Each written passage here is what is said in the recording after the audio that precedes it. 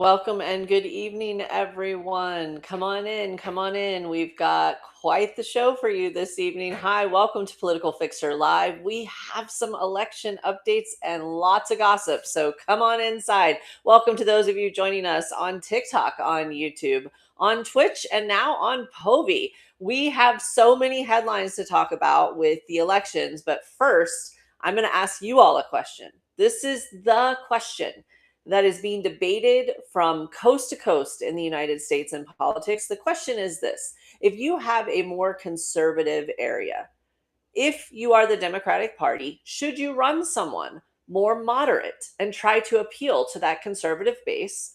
Or should you run someone that's more progressive and try to turn out more of your own base? That is the question. Come on in, everyone. Welcome to Political Fixer Live. I'm your host, Shauna Presley Vircher, and our startup question for this evening, before we dive into so many results that we're getting in tonight, my question is: if you were the Democratic Party and you were in charge, if you were in charge of a more conservative area, then would you run someone more moderate to appeal to centrists and maybe even more, moderate Republicans? Or would you run someone more progressive and try to drive up the low turnout with your base? That is the question. Good to see so many people coming in. I see Kay Steele is joining us. I see Susie B joining us. Hi, Clifford. Hi, J Robot is with us, of course. And Rohan watching in the UK. What are the results in Florida? Okay, we are going to get there, Rohan, with the results. But let me tell you, it's a primary this evening. So it's Democrat versus Democrat. The conversation we're going to be having, great tee up on the question, though, and so happy you're watching us from the UK, is which Democrats won. So tonight, we're not just going to be telling you the names that are winning. We're going to be giving you the backstory so you can understand who these candidates are and what you can look at. And let me tell you, there are some pretty mild results if you just see Democrat versus Democrat, Republican versus Republican. But from where I'm sitting, knowing the inside story of what's happening in Florida, shocking results. But I'm so glad you're joining. Welcome, everyone. Okay, so the question is, if you were running the Democratic Party in a more conservative area, would you run someone who was more moderate to try to appeal to more of the centrists and the conservative Republicans? Or would you run someone more progressive to try to drive up the turnout on the left? That is the question, right? Okay, good to see you, LC. Hi, Jen. Good to see you. Let's go, Florida, indeed. Lots happening. We also have people joining us on YouTube. I want to say hi to them, and also to our new Twitch community, and also Povey. And of course, on TikTok, we're already getting started. We've got over 1,000 likes already, and it's just now 9 o'clock. Okay, Steelman, I'm telling you right now, you are going to be happy with the results this evening. I'm not going to spoil more than that, but stick with us because there's a lot of fun stuff that you're going to enjoy in these results. Kathy McGrath Walcott, so good to see you. Mom of Tennessee. Mom of Tennessee says, at this point, I would run someone more progressive based on what we are seeing in Tennessee. Well, Mom of Tennessee, I don't know if Florida got your magic 8 ball or not, but you are on the same page because there is a lot of shocking results that just hit in Florida.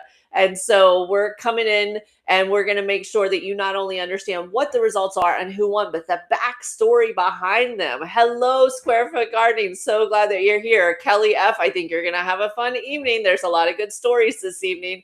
So here we go. Okay, let's dive in. So tonight is one of the final primary nights before it's officially midterm season. Now, I understand some of you have already had your primaries months ago, but for other states, we've been patiently waiting to see who are the last of the fighters that we're putting in the ring for this crucial midterms. And there's been some shocking results that you all have already seen. And I will be honest with you and say that while I was optimistic on certain results, I was optimistic that El-Sayed was going to win in Michigan based on everything I was hearing. I was optimistic that we'd have some amazing results in our congressional primaries in places like New York because of the work that was being done by Mamdani and Brad Lander and others to really try to drive up more progressive voters. But nothing prepared me for what we saw unfolding in Florida. And here's the thing. Normally, I try, even though I'm not a journalist, I am a pundit, and more than that, I'm an advocate. I still try to be somewhat neutral in how I relay all of the information about what's happening until the results are in. I don't want to sway the results unless it's someone just really gross, in which case we share that with you. But tonight, now that the results are final, not only will you get the context of who these people are and how you can support them, but also you're going to get some of the inside gossip, because some of you might know that I am based in Florida. Not now. You might recognize a new set this evening. We are on the road, but normally I am a Texan based in Florida, and boy, do I have the receipts, right? Okay. Amazing, amazing is right, Joan and Wild. Okay, so let's dive in before further ado. So the startup question for tonight is one of the questions that the Democratic Party has been asking itself state after state in these primaries, which is, in a more conservative area of the country, do you run someone who is more moderate on a Democratic ticket and try to bring in those conservative voters across the aisle or those independent holdouts? Or do you run someone who is more progressive? And I'm telling you that the country is very clear when most of these primaries are being tallied up. They would like the fighters, they would like the progressives. And I'm telling you, I think it's about 50-50, the actual politics. And on one side, 50% that, and also the other 50% is personality, right? I just absolutely, LC is saying time to change tactics, time to go progressive. Well, let's give you the story. So we have so many big stories, but let me start with the largest. This result became final right before we came in the air. All right. We have talked a lot about the need to flip the U.S. Senate seat. Let me tell you what is happening with the U.S. Senate. Okay, on the U.S. House side, in Congress, right now, Republicans control, as many of you know, both chambers of Congress. We have the U.S. House and we have the U.S. Senate. On the U.S. House side, we have identified about 50 key races. And we've been telling you all for a couple of weeks now that out of those 50 key races, we need to win as Democrats 24 of those seats. And then the control will switch from Republican to Democrat. Now, 24 out of 50 definitely sounds doable. I'm very optimistic about being able to flip the House, right? So those are our numbers on the House side. What's tough is on the Senate side, because on the Senate side, we identified 12 of the top Senate seats, the U.S. Senate seats. And out of those, we need 8. Now, you can see our entire list of seats if you go to politicalfixerfight.com. That's politicalfixerfight.com. We have been waiting for these midterms to finalize before we really beef up that site. So you're going to see a lot more happening with that next week. But here's the thing. Out of those 12 seats, we need to win 8 of them. A tougher uphill battle. But I'm going to tell you something. Out of the 12 seats, we did not have Florida in play. We did not have Florida as a possible win in our 12. And I can tell you, based on tonight, our top 12 Senate seats just became a lucky 13 seats because of the results tonight. Let me give you the backstory. The party had all but selected Alexander Vindman, a military guy who loves his country. You might remember the Vindmans from one of them testifying and basically being a whistleblower in a testimony in Congress against 47 in his last term and getting essentially ostracized from the military for it. His brother, Eugene Vindman, many of you are very familiar with. He is a congressman currently.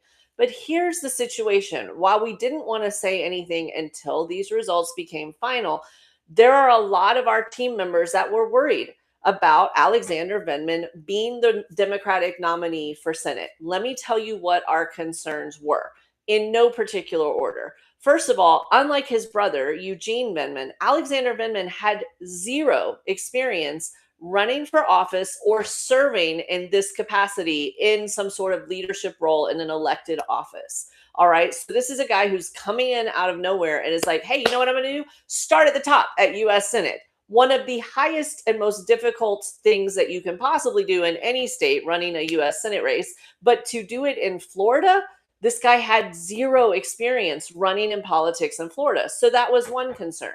The second concern we had was some problematic statements that he made that I actually called his campaign and asked them for a comment on. One of these I want to go ahead and reveal to you. Now, I want to say this before we get into this conversation.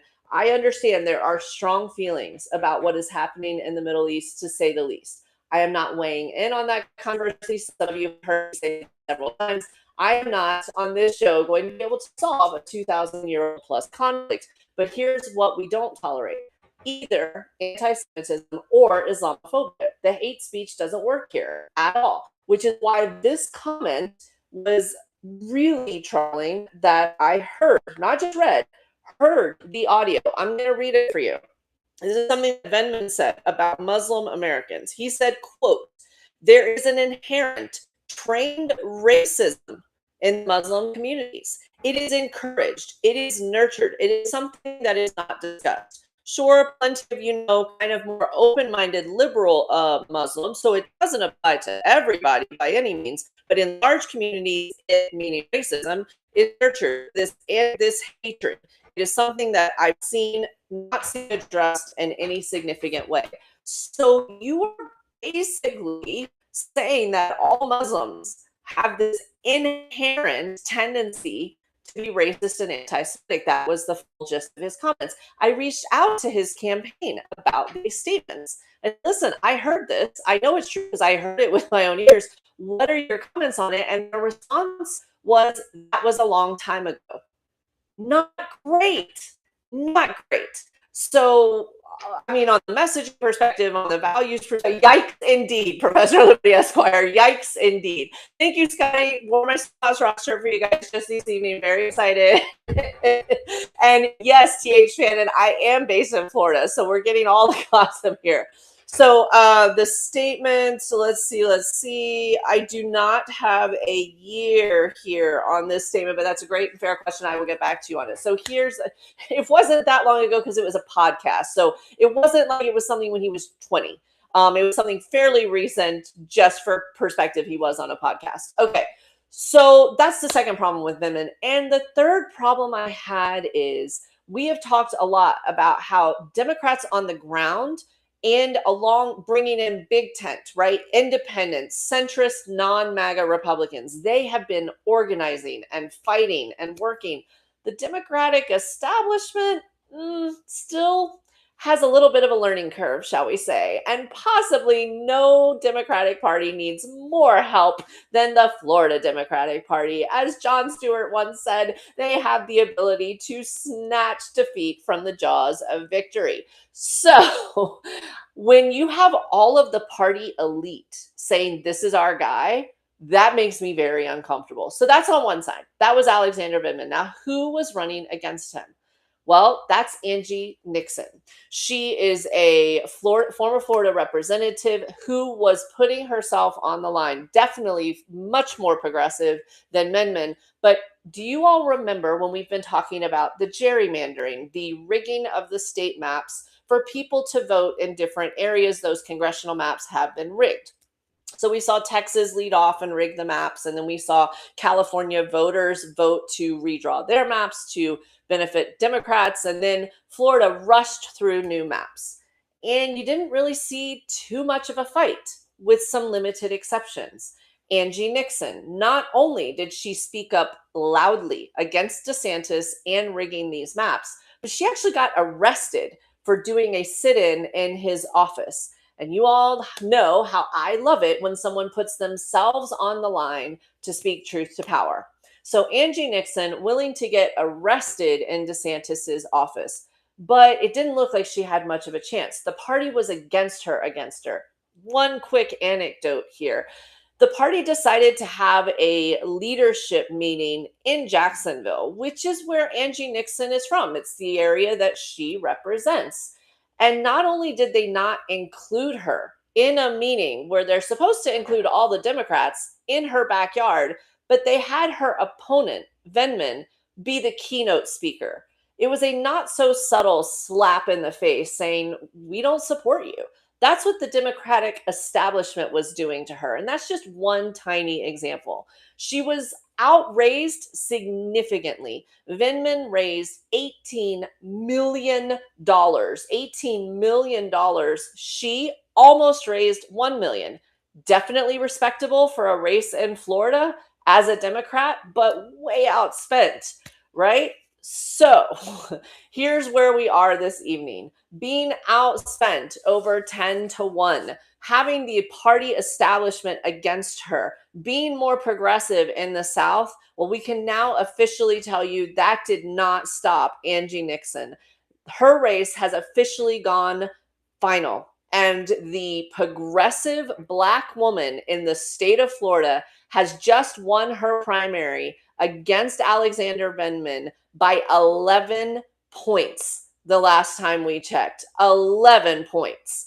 So this is a huge victory for progressives. And now I believe between who she is, the fighter nature of her personality, the fact that we finally have a woman of color on any significant ticket at all in Florida, and the fact that she's willing to stand up and fight for people. This is huge. Awesome indeed, April Freebird, right? I see that people already are getting the donor text. Listen, that's a woman who's well trained. I cannot hate her for that, right? Counselor Cat Mom says, I love this so much, right? Okay, Jones 57 or K.A. Jones 57. I liked Vindman okay. Again, I knew a little bit too much that we didn't go public with before because we didn't want to put our thumbs in the scale, but it would have come out. The problems would have come out, right? Will the Democratic Party support her is a great question, J Robot, and that remains to be seen. Will they start rolling in with support and help? I don't know, but here's what all of you can do. Here's the thing. We just need 8 seats. We need 8 seats in the Senate to flip anywhere in the country out of our key seats. Out of the key was 12, and now as of tonight is 13. So here's some things you can do. If you can give directly to Angie Nixon, please do so.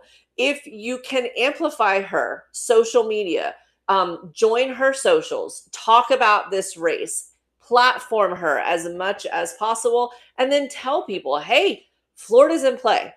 For a progressive Black woman to be at the top of the ballot in Florida, I think that's remarkable. And so we're going to do whatever we can to support her.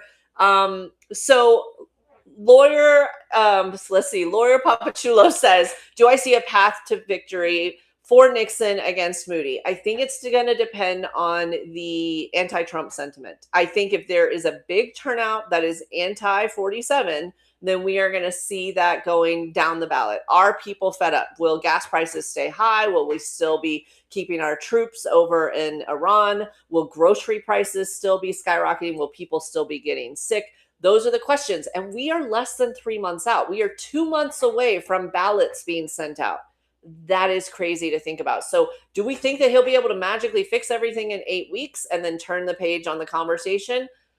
Politics moves really fast. I mean, it is possible, but if things stay the way that they are now, and if she gets the support she needs and the media and airtime, I think that this is a state that's in play. I don't know what's going to happen, but here is the thing. Let's say that she can't do it, just for discussion's sake. Let's say that Angie Nixon is going to not be ultimately successful. There's 2 things that are going to happen that are still really important here. The first is the long-term investment. Having a Black woman on this ticket when Florida does not normally put Black people on the ballot at all. It just doesn't happen very often. This is going to increase turnout, voter registration, and engagement in key areas that we have not seen activated since Obama was here in the state in 2008 and 2012. And so I believe this is a future investment in the state no matter what. But here's the thing. Every dollar that they spend to try to defeat her is one less dollar than the Senate committee of the Republicans have to try to fight in other states. Her being a fighter, her draining these resources, we need it to be close. We need to support her to help these other seats as well. So this is what I'm thinking. I'm thinking it was a huge upset. I think don't count her out because this is someone that just defeated an establishment with no money and no airtime. And now suddenly I'm hoping she's going to have both.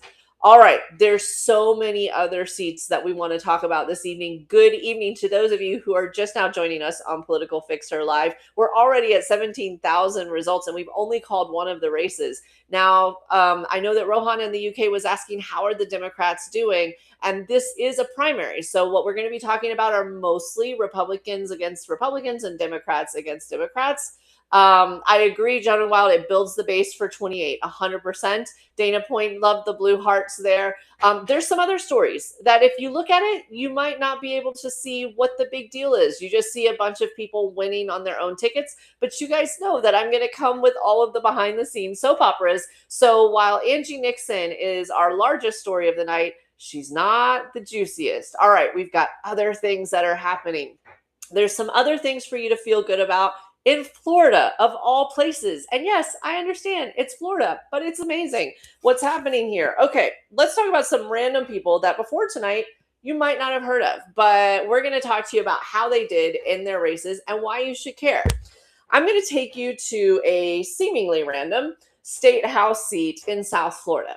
Now, I want you guys to remember, which feels like 85 years ago, when DeSantis was first starting to do the book bans, particularly any book bans against Black female authors, against anything that mentioned LGBTQ or queer topics, anything talking about Black history, anything talking about Latino history. This was the book ban that swept the state of Florida. And it was so bad that they weren't even bothering to get the book titles right. In fact, years ago when they were first starting this book banning in around 2022-ish, then they filed for Amanda Gorman, the poet who read an inaugural poem during one of President Obama's inaugurations. She is a famous poet. She's a poet laureate, and they banned her book, but said it was written by Oprah. I mean, not even bothering to get the details right. Well, there was a somewhat solitary voice that was speaking up against these book bans at the school board level. Her name is Lucia Baez Geller. And I want to say that I am not unbiased here. I consider Lucia and her husband, David, to be good friends of our family. The Gellers are amazing people. But Lucia Baez Geller was sitting on the Miami-Dade school board as a school board member, and she spoke out very fervently against the book bans. She said, these are not hate messages, period. Our community will not stand for this. And she fought against the book bans. And in some cases in the Miami-Dade School District was able to change hearts and mind and won some of those fights. It's only so much you can do when you're in the minority, but she has been someone who has been standing up particularly for anti-LGBTQ bullying for years. So she decided to run for state house. And when she did, I'm going to tell you the district that she was running for. She, again, did not get a lot of party support. I'm not going to betray any confidences by going into the details of how difficult her race was, but let's just say the Florida Democratic Party establishment did not make it easy for her. And yet I can tell you that Lucia Baez Geller in State House 106 not only won her House seat primary this evening, she won by 15 points. So I want to personally congratulate the Geller family and Lucia in particular, but I want to show you all how there's these fighters that you don't hear about it. You don't see a lot of them in the news. I agree, TH Fannin, that is phenomenal because these are people that are just stepping up. And she got a lot of hate mail and a lot of things thrown at her when she went public and stood up for these kids. And yet she decides to put herself out there again. Hooray, indeed, Cynthia LaFontaine, Psychic Medium. Wow, awesome. That's phenomenal. Amazing, says Square Foot Gardening for you, right? The party establishment is not having a good night. Puck, thank you so much for the kindness. I see you. I just wanted to say hi. Yeah, this is absolutely true. There's so many things that are happening here. I see, I am scared of people saying hi on YouTube. Don't be scared. You've come to the right place. For those of you just joining us on Political Fixer Live, you've found the best community of people ever here, right? Okay, so Kelly X is asking a really good pragmatic question. What are the possibilities of major Democrats in states coming out for joint events? I do think that will happen, right?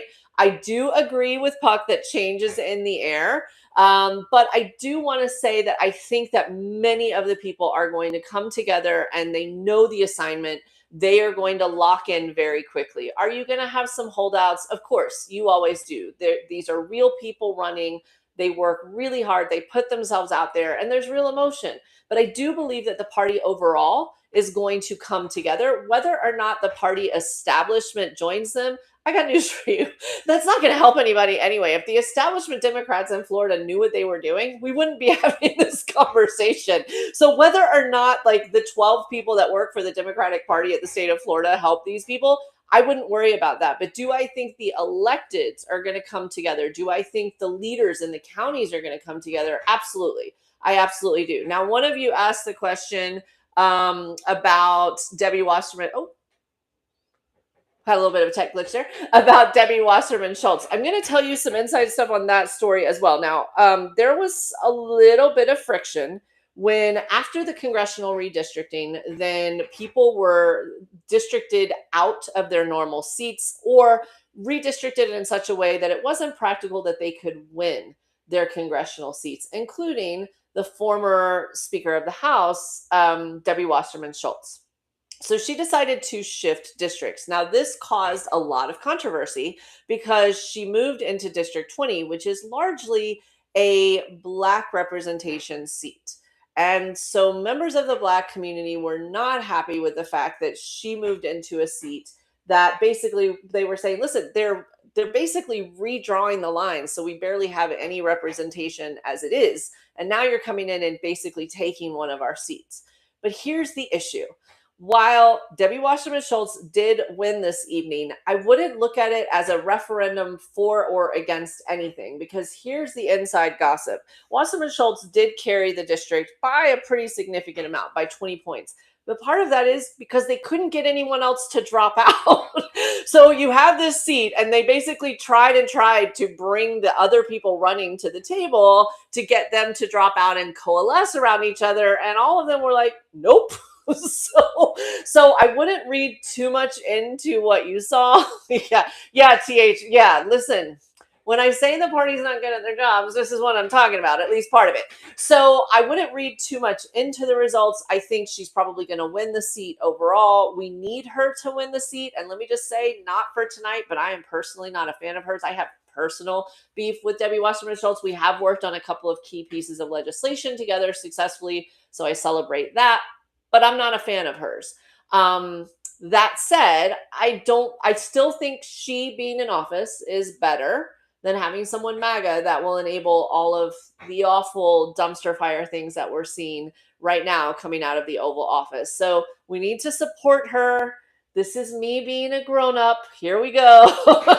Professor Liberty Ascarage is like, yep. Yeah, you know what I'm saying. You're picking up what I'm putting down. All right, let's talk about a couple of other races that are just crazy stories. We're already talking about Congress. We've been picking on the Dems.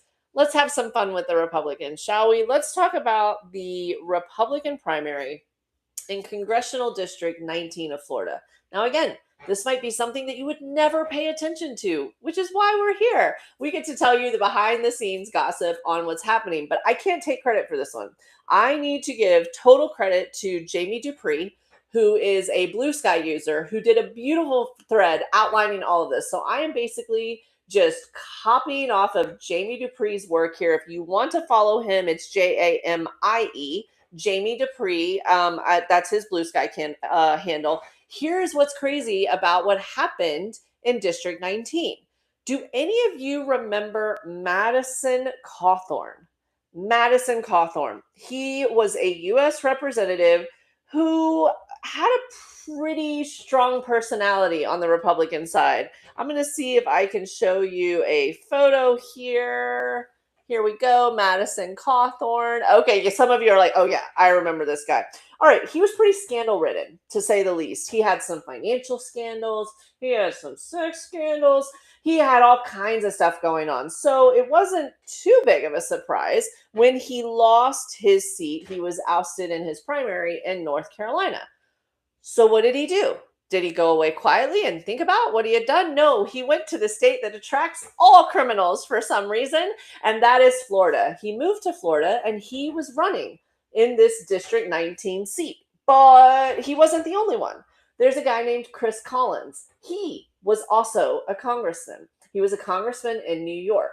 And if that name rings a bell for you, it's probably you're thinking about Chris Collinsworth, the NFL announcer. But if you're not, if you're thinking about the politician, it's because he was not only found that he was doing some insider trading, he actually got criminally convicted for it. And it's really tough to criminally convict a congressman for insider trading. Now, don't worry, Collins didn't do hardly any time because 47 pardoned him, so no worries there. And again, where would someone who's convicted of insider trading go to rehab his career? Florida, of course. So he also moved down into District 19 specifically, and he was on the ballot, right? Okay, T.H. Fannin, Chris Collinsworth. It's because he's a Gator. Let me just say, go Knowles. That's why you don't like Chris Collinsworth. Anyway, moving on. Okay, there are two other people who lost their congressional seats, two others for a total of four, who all for some reason, I don't know if it was the Harry Potter dark mark that got shown into the sky, but they all decided to converge upon District 19 in Florida and run in this particular race. All right, out of all of them, what the news and the markets and everyone thought would happen is that one of them in particular, and I want to get her name correct, Catalina Lauf, L-A-U-F, one of those four was chosen by 47, and she was considered to be the front runner. So it was assumed that 47's pick would win, but we were waiting to see if any of these people would become America's biggest loser and have a resurgence. All right. This was all a primary. Yes, this was all a primary. It all happened tonight. Plot twist. All of them lost.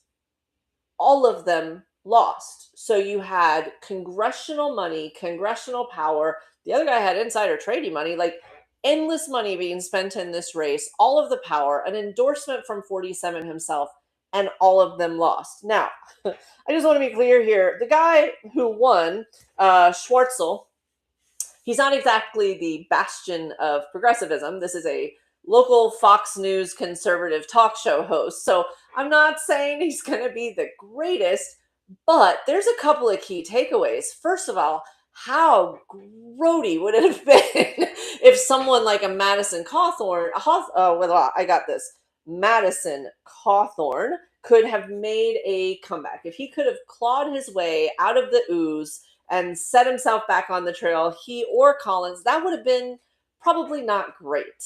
So there's that. But there's also another important thing we can't slide past here, which is this is another 47 endorsed candidate that the voters looked at and were like, nope, they are not having it.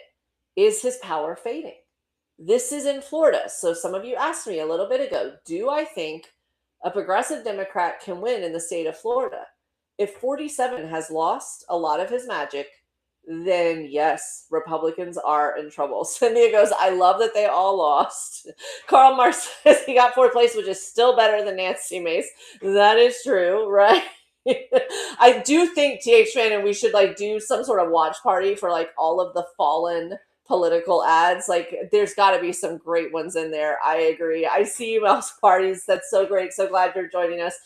All right, we are, if you're joining us, we're a Political Fixer Live. You found a great night to join us. We've got some really fun results. We've got people joining us on TikTok, on YouTube. We've got people joining us on Twitch and now on Povey TV, the newest platform that we've been invited to participate in. We're already at over 32,000 likes, and we've got a couple more stories. Now, our top story for tonight is the fact that a shocking result just came out of Florida, where progressive Black female candidate Angie Nixon is now about to be at the top of a Florida ballot in November. She has toppled Alexander Vindman by being outspent over 10-1, and also having the entire party elite establishment against her. Nothing against Lieutenant Colonel Vindman, but I am extremely excited about what Angie and her team were able to do and the enthusiasm they were able to create. I want to give you some numbers here.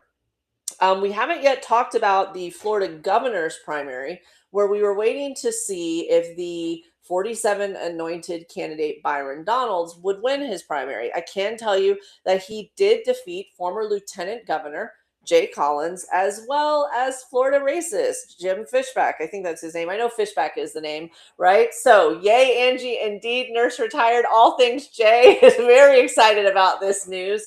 But let me tell you what I'm excited about. Turnout.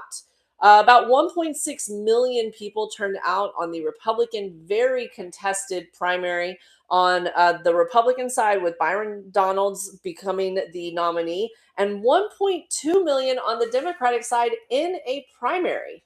So on the Senate side, so I'm happy with these numbers where they stand now. There were a lot of Democrats that didn't feel like they needed to vote. They were happy with either Nixon or Vindman. You had a heavily contested Republican primary. So the fact that it was about 1.6 to 1.2, I think these are numbers. I also agree with Nurse Retired that Byron Donalds getting less than 50% of the vote is a huge opportunity for Democrats. Great point there, Nurse Retired. I think there's a lot of positives to be seen. On the Democratic side, not really a contested governor's nominee. It was going to be, and then former Orlando Mayor Jerry Demings had to drop out for health reasons. So David Jolly, who was a Republican congressman, then he became independent, and then now he is a Democrat. He is now officially the Democratic nominee for Florida governor. Karl Marx is pointing out some great numbers here. Gillum nearly beat DeSantis. He only lost by 33,000 votes. Jolly could pull this off. I think it was like around 1% of the vote. I think you're right. It was a very close margin. I think that right now people are paying attention to a lot of the national things, but I can tell you that if you think nationally things are really bad right now, imagine being in Florida, where these people have been MAGAing our state for years now. The property insurance, the car insurance, the state of our education, the state of the economy, the issue with jobs, the fact that our beaches and our environmental areas are just getting polluted, red tide, all kinds of issues, right? I do think that Jolly's going to need some help, but DeSantis, as TH Fannin says, I mean, listen, if DeSantis doesn't have the poll and 47 doesn't have the poll, and people are looking at their pocketbooks, I do think that we can't count Florida out. And let me remind everyone that share with you, for those of you that might be too young to remember, but in both 2008 and 2012, Florida went blue. Florida went blue for President Obama in 2008 and 2012. And so it wasn't that long ago. It just, again, feels like it's been 85 years, right? But Diane, Zoe, I'm so happy that you did vote. I respect who you voted for, and I'm so happy to hear that you're going to be joining the fight no matter what happens. But thank you for voting at all in the primary. That's amazing. So I think it's going to be an interesting race. I want to give you guys a couple more inside stories, because why not? It's information that we have, and I want you to see kind of how all of this works. We talked about the U.S. Senate seat, and congratulations again to Angie Nixon. We talked about Lucia Baez Geller, a woman who you might not know by name, but you might vaguely remember for making headlines as being the Miami-Dade school board member who stood up against the book bans and also against LGBTQ student bullying. So she won her primary to try to become a state House representative, and she has a great chance of doing so. So we're congratulating her. I want to also tell you that we have another seat that you might not have heard of, which is a state House seat in Florida, District 64. Now, I want you to imagine for a moment that you are a Democratic activist in the state of Florida, what your life must be like. And then I want you to imagine that you are also the son of Mexican immigrant parents. Okay, that's a little bit tough. It's tough everywhere right now, but it's particularly tough in certain states where ICE is just being allowed to run rampant, as are the racists and the bigots. So on top of that, this gentleman is not only an activist, and has been for years, is not only proud son of immigrants, but he's also gay. He has been the head of his LGBTQ caucus for years, and actually stepped down from that caucus specifically to run for state House. And I want to give you a little bit more backstory on this seat. Again, so many seats, so many elections, but some of you may vaguely remember some reporting on State House 64, not because of the number, but because this is one of those infamous seats where someone ran as a Democrat, got to their position of leadership, and then changed to Republican and was like, just kidding, and then switched, became a Republican, and then caucused and voted with Republicans in Tallahassee. So all these people worked to elect her as a Democrat, and then she switched. I don't know if any of you remember that story vaguely. Professor Loretta Esquire is like, yes, I remember this. Okay, so an actual Democrat, Luis Salazar, was running in this seat, and I've known Luis for years. He is a guy that not only helps his own neighborhood, but he will organize and raise money for vans to get people to go to other districts to knock doors and canvass. Wherever there are good candidates, he tries to rally and get support. So both my husband and I and all of the political fixer team, we all tried to help Luis's race as much as we could. And the party establishment was extremely against him. There is a theme that you all are seeing tonight. And if I had to boil it down, I would say our elite establishment corporate Dems don't tend to love candidates they cannot control. Jolie, thank you so much for the gifts. That's very kind of you.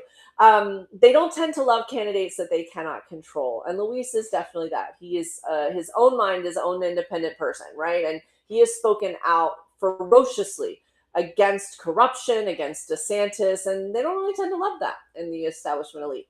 So here's an example of something that they did to Luis. He was going to go to a Democratic dinner, and they wouldn't let him in the door. No reason really was given. They physically would not allow him to attend. They allowed his opponent to attend. They allowed other people to attend who had criminal records, but they didn't allow him to attend. This is the kind of shenanigans we've been seeing on the campaign trail behind the scenes. And it's the kind of stuff it's really kind of hard to talk about during a campaign without sounding like you're sour grapes or really kind of rolling in the mud.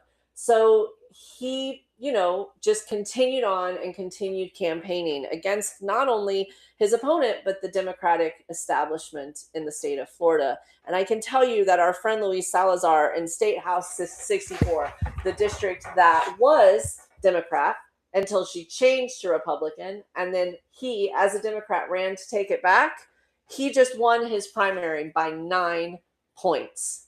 9 points.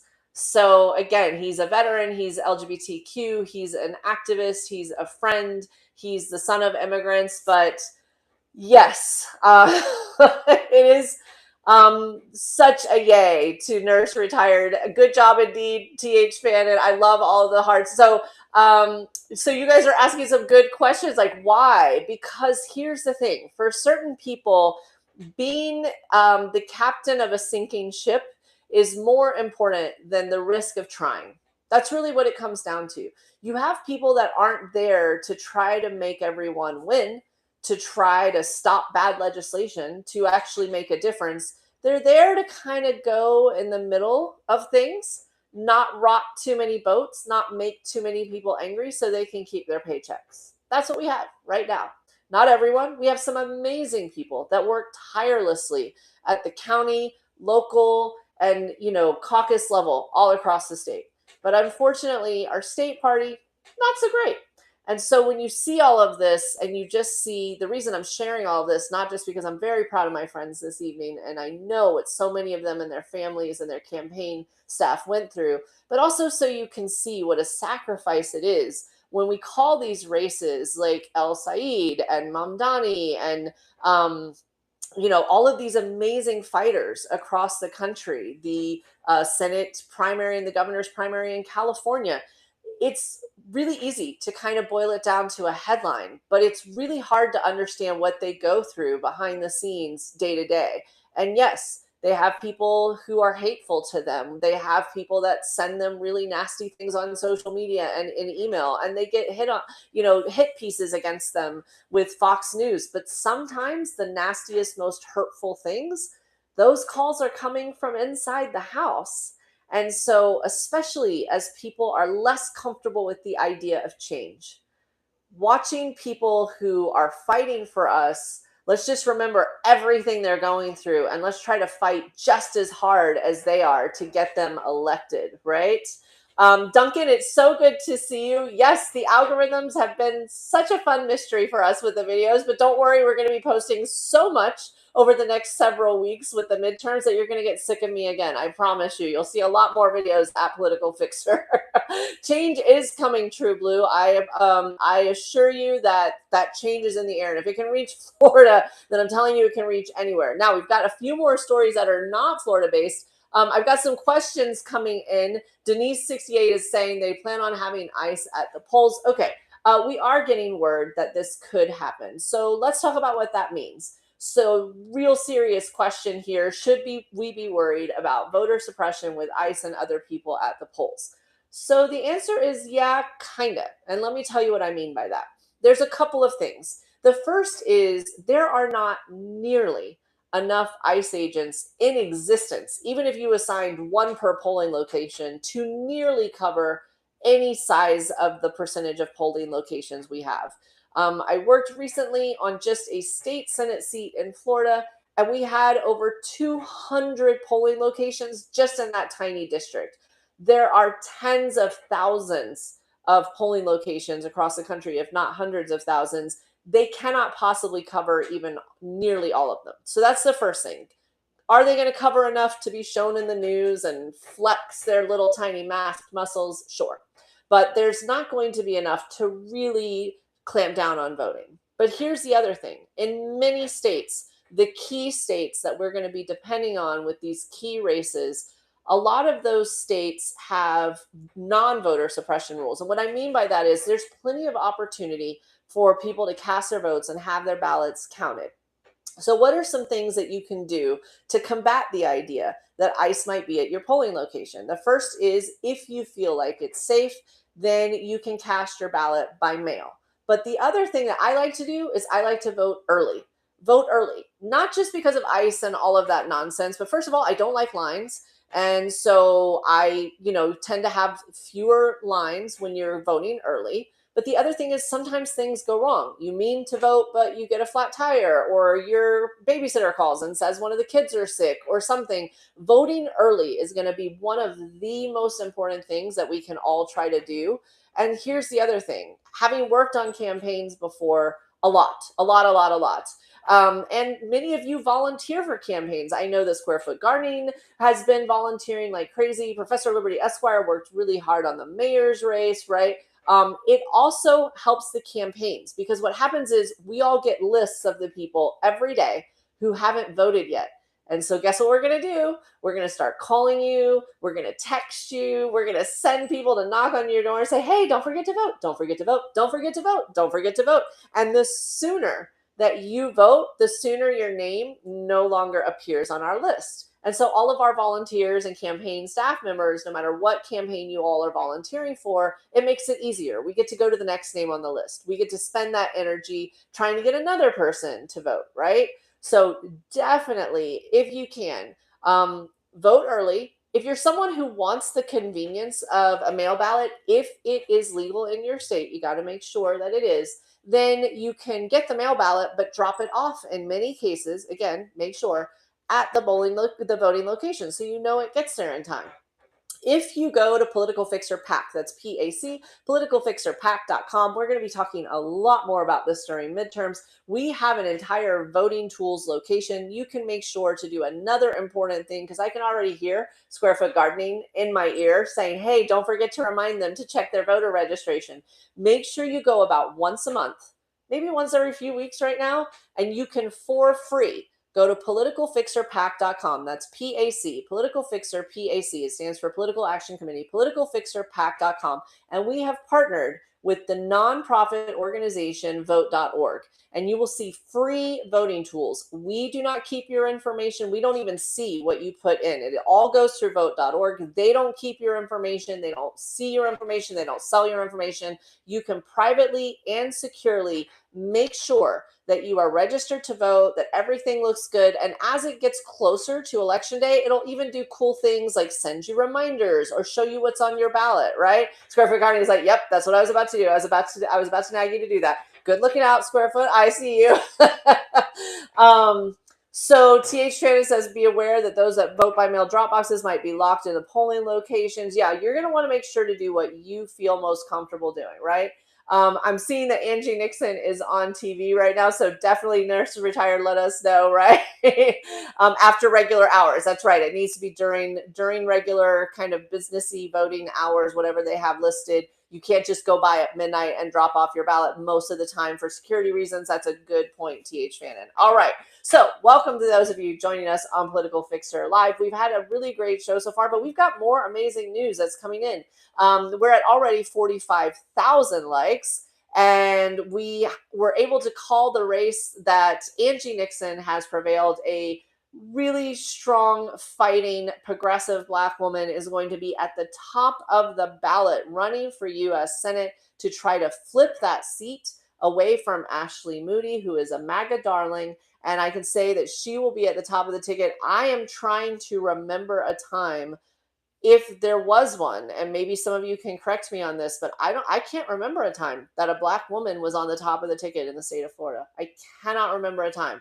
It was before my time. Let me just put it that way. I'm going to try to verify that.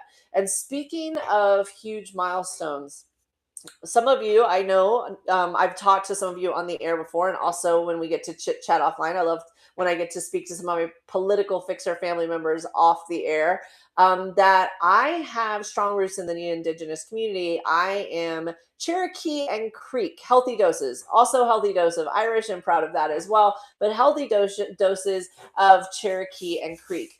And so I do try to follow what's happening in the Native community in different ways.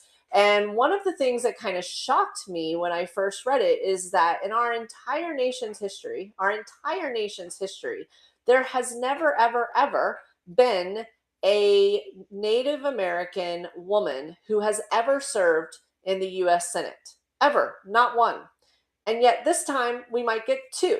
And one of them is running in her primary this evening. So we're going to be keeping an eye. It's not going to happen on tonight's show because the polls don't close till 1 a.m. And you guys are not tricking me again like you did for the California races. We're not staying up and having a called slumber party this evening, but we are going to be keeping an eye on Alaska to see if Mary Peltola is going to prevail in her primary. Now, Alaska does things differently than Florida and a lot of other states. They have kind of an open primary where all of the candidates run, and then they're going to narrow it down to the top ones, and then they're going to have a runoff.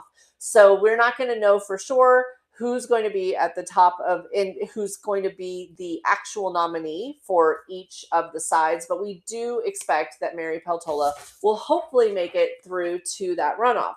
But let me tell you something. She's not the only person that, if she prevails in flipping this Senate seat, now this is in Alaska, and this is one of our 12 that we were talking about. This is one of the key races that we believe is flippable for the Senate for Democrats. It's the Peltola race in Alaska. So we're going to be keeping an eye on that for that reason as well. But we're also keeping an eye on Minnesota because Peggy Flanagan won her primary a couple of weeks ago. In fact, we talked about Peggy Flanagan on the air. She won her primary in Minnesota for that U.S. Senate seat. And so she also is Native. Her tribe is the White Earth Band of the Ojibwe, and she could also make history, or herstory if you prefer. And so we're going to be keeping an eye out for those two women in their Senate seats. Again, Peltola in Alaska and Peggy Flanagan in Minnesota. We're hoping that Peltola is someone who's victorious and makes it on the ticket in Alaska, because we do believe that that seat could flip in favor of the Democrats. And in Minnesota, it looks very good for Peggy Flanagan now that she's won that primary. That seat looks like it's in good shape for the Democrats. So really good people that we have running right now, but also history in the making. So some more positive news. I know there's a lot of not so positive news happening. So tonight we thought we'd try to keep things lighter and show you some of the positive people that are trying to make a difference out there in a lot of different spaces in a lot of different ways. All right, let's take a look at a couple of other things that we're looking at here. There's another ballot initiative that if you wake up tomorrow or you're a night owl and you decide to check the results later, you're going to want to keep an eye out for something else happening in Alaska. Alaska is also voting on a ballot initiative. This is ballot initiative 1, so it's really easy to remember. You're going to look for ballot initiative 1, and it's to try to get corporate large money out of politics in Alaska. And among other things, what this ballot initiative does is it limits the amount of money that you can give to people running in the state elections to $2,000. Right now, it's unlimited. And I've done work, as some of you know, in Alabama and in Texas. And let me tell you, the amount of cash that goes back and forth in some of these places, it's not like the federal races. If you run for Congress, then you're governed by the federal rules. There's one set of rules, and the same people in different states, they have limits on what they can take in as far as the donations. But on the state races, like governor, for example, in many of these states, they can just have unlimited amounts of money that flood into the states to essentially buy these elections. And so this impacts all of us. This isn't just something like, oh, good for Alaska.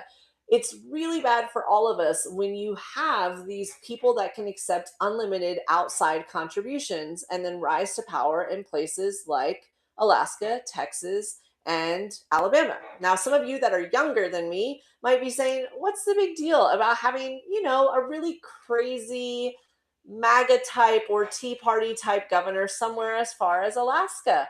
Do any of you remember Sarah Palin? Do you remember Sarah Palin, the beauty queen who became governor of Alaska? Marsha Blackburn. That's right. I can't leave Tennessee out, Harlan. Your answer for you is like, oh yeah, Carrie just goes, ugh. All of you are like, ugh.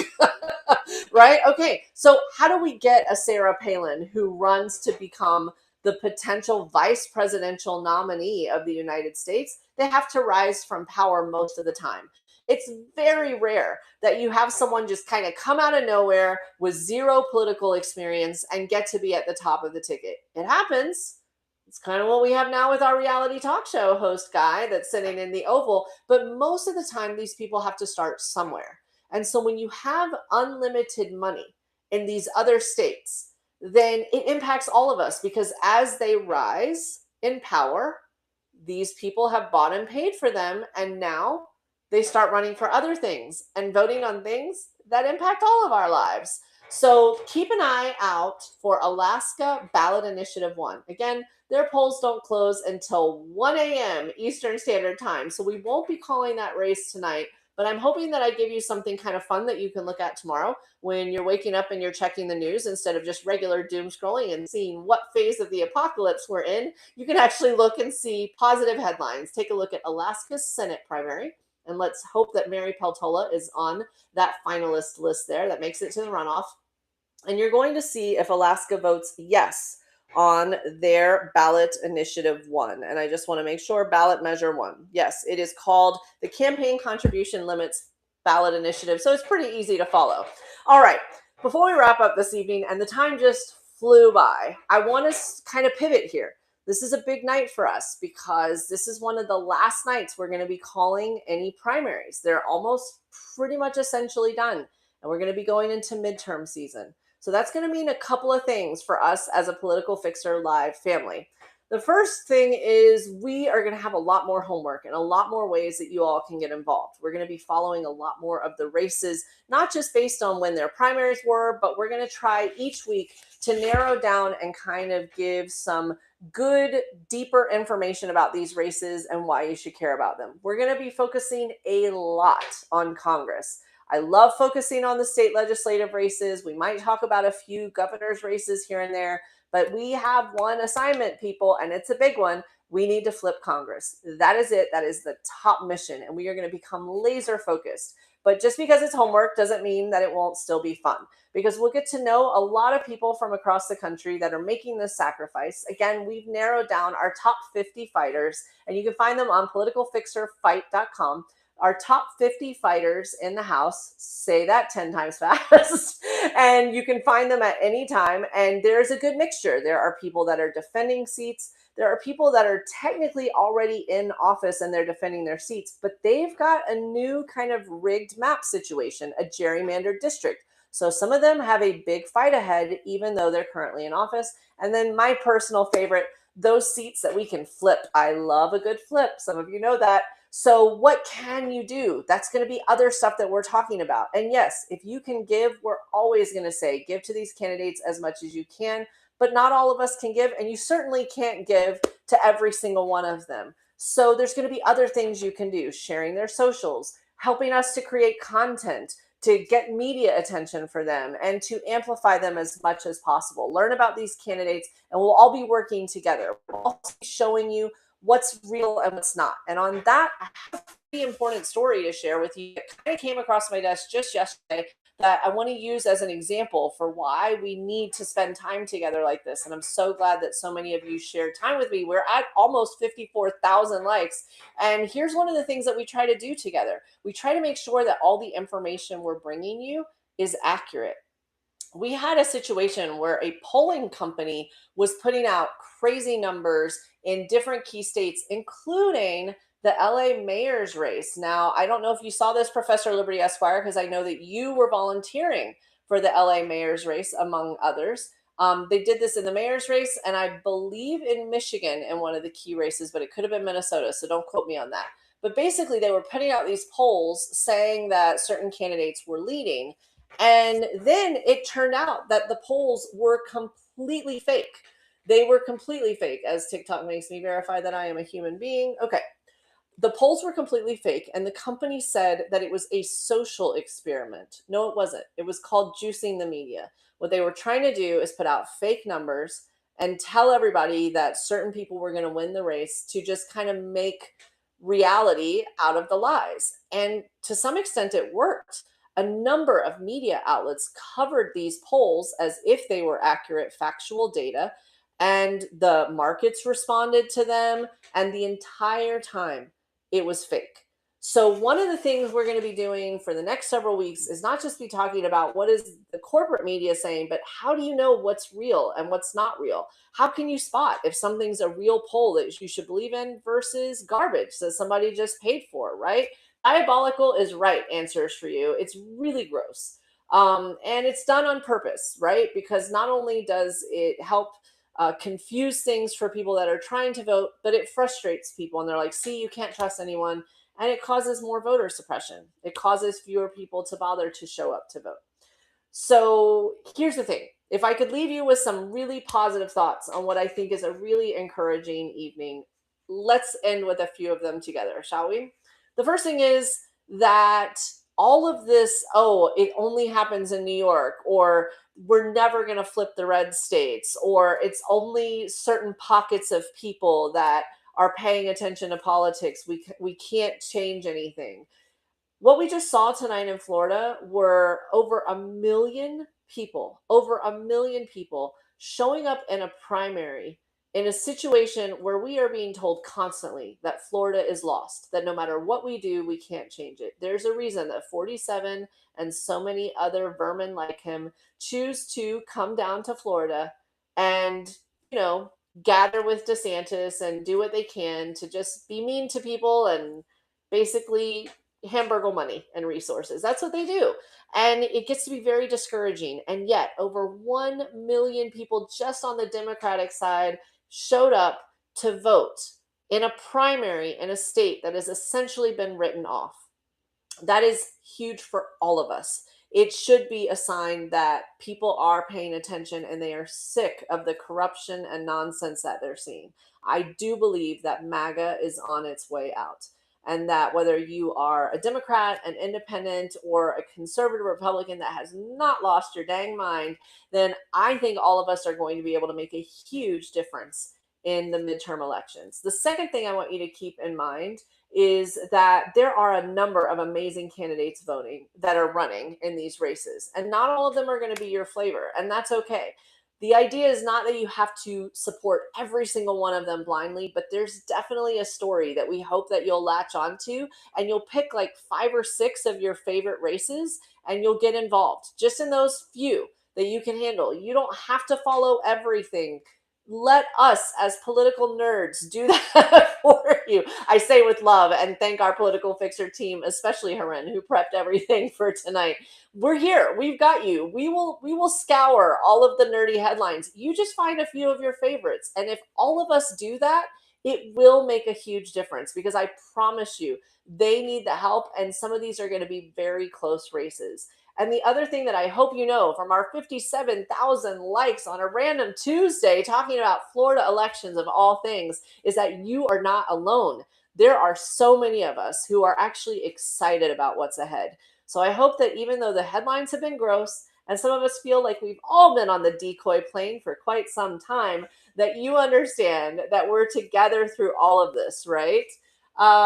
Okay, so people are asking, like, how do I? Oh, Ms. Zendris, you were writing postcards for Georgia Dems. That's an excuse absence. I agree. I agree. Definitely. It's okay that you missed it. We'll be here next week. We're here on Tuesdays at 9 p.m. Eastern, and we're going to be creating a lot more content, not just on TikTok, but other places. You can look for me at Political Fixer. Lupina, thank you so much for the gifts. That's very kind. We're going to have so many other things that we can work on together. And the other thing is, now that primaries are over, we get to talk about other crazy headlines this week. It won't all be elections. We'll be able to talk about other stuff as well. I'm so glad that you guys are all doing so much to step up. Okay, so here's your homework for this week, right? Let's run it down.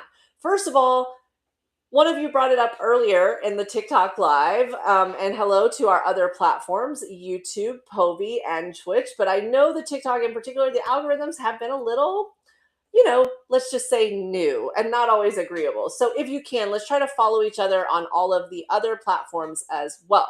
I saw some of you posting those things and tagging me at Political Fixer. We're trying to follow all of you every week. The top people that are in these lives, we're trying to follow you and try to amplify your content as well. So we're definitely going to try to follow each other. Let's follow each other on cross platforms as well, just so we don't have to pretend like any of these technology mediums are going to stay our friends. You never know. So all things KMB suggest my posts keep getting community guidelines, right? The lives, all things, are on Tuesdays at 9 p.m. Eastern, and we're probably going to extend that and have a second live each week. We'll let you know how that works out. We're playing with the tech and seeing how that works, but definitely Tuesdays, 9 p.m. Eastern. And if you miss it, then it's on YouTube afterwards. You can go to YouTube at Political Fixer, and within a few hours, it's up there and you can catch all the fun. But we want you here so that you can definitely weigh in with all your comments as well. I see Kathy Schmidt weighing in Wisconsin on YouTube. So good to see you, Kathy. Thank you for joining us.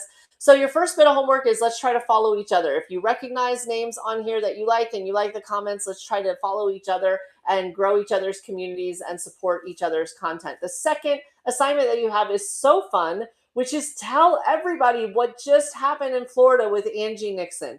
Congratulations and thank you to Lieutenant Colonel Venman for running as well. But Angie Nixon is a powerhouse who has not been getting, in my opinion, nearly the support that she should be. And in my opinion, I also think this makes Florida in play. Is it an uphill battle? Yes, but so is Tallarico.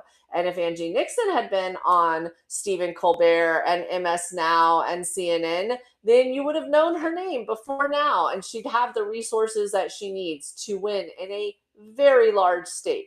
I do think that the county parties are going to embrace her and that she'll have a better chance with a lot more unity moving forward. But Florida needs help, as do so many of the other states. So make sure, if you can, to amplify this amazing story and tell everybody not to give up on southern states.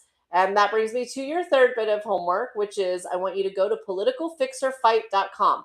We are going to be updating politicalfixerfight.com with all of these results and more. And starting next week, we're going to give you so many free resources for your voter registration, for finding out what's on your ballot, thanks to vote.org, for election protection resources. If you have trouble casting your vote, we are partnering with a nonprofit coalition to get free attorneys on different hotlines for you if you need them. And of course, for you to see our top fighters and decide which stories resonate with you most. All right. Lots to do, but so much fun. And I am excited. Tonight, I really feel more hopeful about what we might see in midterms than I have possibly this whole season. And we've had a lot of great races that we've called on the air together. But to see that blue wave make its way to Florida's coastline is something that I haven't seen in quite some time, possibly since the Obama days. So Senator Obama was at the time able to make Florida blue. Is it possible that Florida is ready to turn blue again, along with so many other states like Tennessee, Texas? We've got some key races in Georgia. So many things. Don't sleep on the South, y'all. All right. Iowa. Yes, Iowa is also a area, and there's some very fun. Turek is running in Iowa for that Senate seat. That's a good point. I just missed who it was. Joanne Wild. Yes, for sure. Things are shifting. I agree. And congratulations, Cynthia. I just saw that you became a level 10 fan. So thank you so much for everything. I did also see that Hegseth is possibly considering running for president. We have so much to talk about next week. This week was our last primary race, but family, we have a lot to discuss when it comes to presidential gossip next week. We will definitely be turning our sights back on the Oval Office and the presidential contest, as well as a lot of other really crazy headlines starting next week. Yeah, Ick is right. Yeah, so many things. Okay, so lots of fun work ahead, but it's work. So let's make a plan to come back here, same bat time, same bat channel, next Tuesday at 9 p.m. Eastern at Political Fixer Live. And let's connect on other platforms as well. In the meantime, some of you know what I'm about to say. I'm Shauna Presley Bircher, the Political Fixer. I want to make sure that you take care of yourselves, that you take care of each other, and that you all do what you can to take care of this precious democracy of ours. On behalf of the entire Political Fixer team, thank you for joining us at Political Fixer, because politics isn't going to fix itself. I will see you all soon. Be safe. Be amazing, everyone, indeed. Thank you. Thank you. R2, I didn't see you earlier. So glad you were here. G Viv, so good to see you all. Good night, everybody. Answers for you. Thanks for all your great questions tonight.